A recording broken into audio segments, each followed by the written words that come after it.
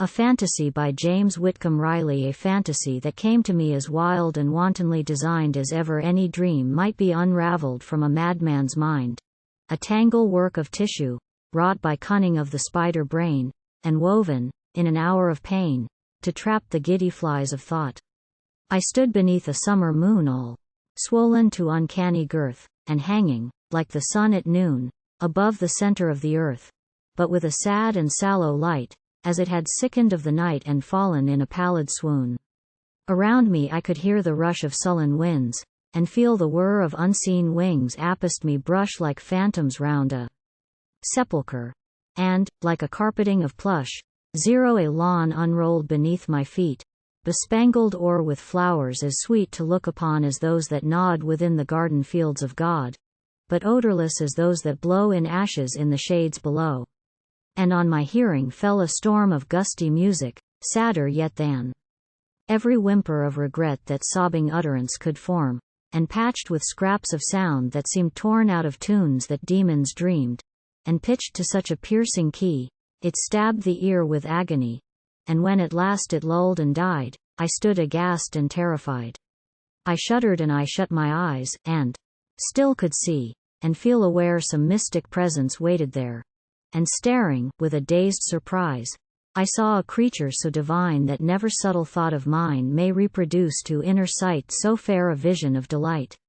A syllable of dew that drips from out a lily's laughing lips could not be sweeter than the word I listened to, yet never heard. For, oh, the woman hiding there within the shadows of her hair, spake to me in an undertone so delicate, my soul alone but understood it as a moan of some weak melody of wind a heavenward breeze had left behind. A tracery of trees, grotesque against the sky, behind her seen, like shapeless shapes of arabesque wrought in an oriental screen, and tall, austere and statuesque she loomed before it, e'en as though the spirit hand of Angelo had chiseled her to life complete, with chips of moonshine round her feet. And I grew jealous of the dusk, to see it softly touch her face, as lover-like, with fond embrace, it folded round her like a husk. But when the glitter of her hand, like wasted glory, beckoned me, my eyes grew blurred and dull and dim, my vision failed, I could not see, I could not stir, I could but stand, till, quivering in every limb, I flung me prone, as though to swim the tide of grass whose waves of green went rolling ocean-wide between my helpless shipwrecked heart and her who claimed me for a worshipper. And writhing thus in my despair, I heard a weird, unearthly sound, that seemed to lift me from the ground and hold me floating in the air.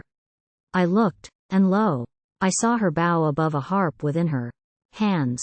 A crown of blossoms bound her brow, and on her harp were twisted strands of silken starlight, rippling o'er with music never heard before by mortal ears.